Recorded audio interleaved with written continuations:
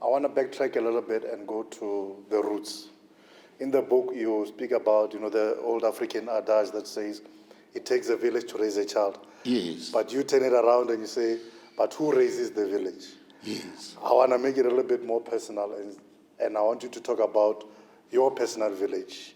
As Prof. Kharib alluded to, we've got quite a number of young people in the crowd.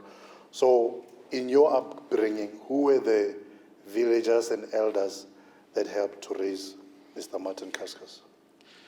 I was so blessed by, in our days, there was a very strong communal spirit. Materialism was not so pronounced in our communities. We all were very poor people. And if you were rich, you would have had at least these stop-nonsense fences, then you were regarded as rich. Yeah. And your gate would open with a spring. And people know. Yeah. And if you've got a telephone in your home, you're in a different level. Otherwise, we all, we ate out of the same pot, and we shared lunch and all those sort of things. But I had a few very strong role models, and starting at home, my mom. She instilled in us she was a strong disciplinarian, instilled in us strong godly values and so on.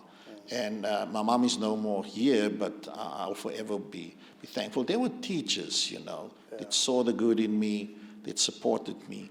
Those were also the days when they see you misbehave. You are the child of the village. Yeah. That uncle will clap you, né? Yeah. He will sort you out, and you will not come back and, Uncle so-and-so has done this to me, we're going to take him to... No. Your dad will take you to the uncle again, and it will be round two. Yeah. Amazing. We walked straight there, and there was respect. Even when I was becoming older, those days I used to, like the Babylonian waters as well. And, from time to time, I will be a little bit out of order. But when I see some of my teachers, immediately I will stand up straight to look for the nearest pole to support me. That level of respect was there. And these are the role models, Then obviously in the spiritual environment, right from Sunday school, and even the years when I was out of church for 14 years, there were always people that I looked up to and desired to be like they are. Wow, wonderful. One of the things I really loved about your book is how transparent and authentic you were with the stories.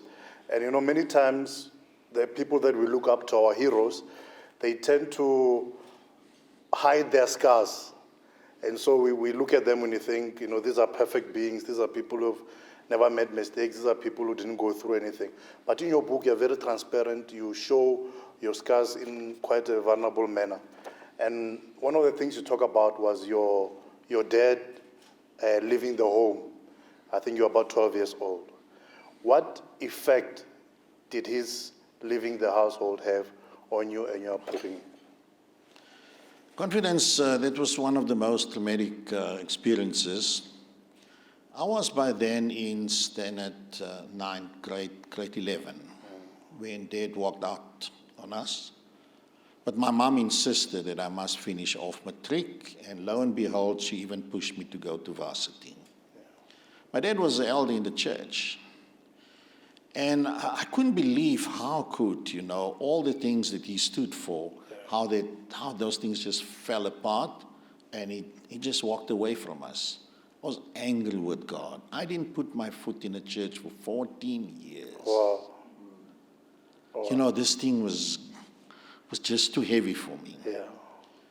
And it had a traumatic experience on me for years because I'm the eldest at home. And all of a sudden, I've been launched in a position of authority for which I wasn't prepared.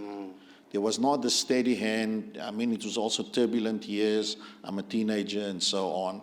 The steady hand of an elder, to carry me through. Yes, sir. My mom tried her best, but I went through through that experience, and my dad was away only to rock up in 1998 at my mom's funeral. Briefly appeared there, and he was gone again. And we tried to reach out to him, but, very evasive, until we cornered him at his place here in El Dorado Park. And we started to build a relationship. But I recall it was on Father's Day. I was ministering at a church in El Dorado Park. I didn't invite him to church. I thought he's going to his own church, but I promised after church I'm taking you to lunch. And lo and behold, as I was standing on the platform, there was my dad on the left-hand side with his black suit, red tie, and white shirt. He was a short guy, and I got so excited. Yeah. When I saw him, I acknowledged him, and he stood up and so on, went for lunch, and we came back. And as he walked me out of his house, we stood there, and he held my hands that day. And I said, I've been watching you for a couple of times now, ministering the Word of God. You've really been graced with the gift of teaching the Word of God. Excel in that grace. I'm proud of you.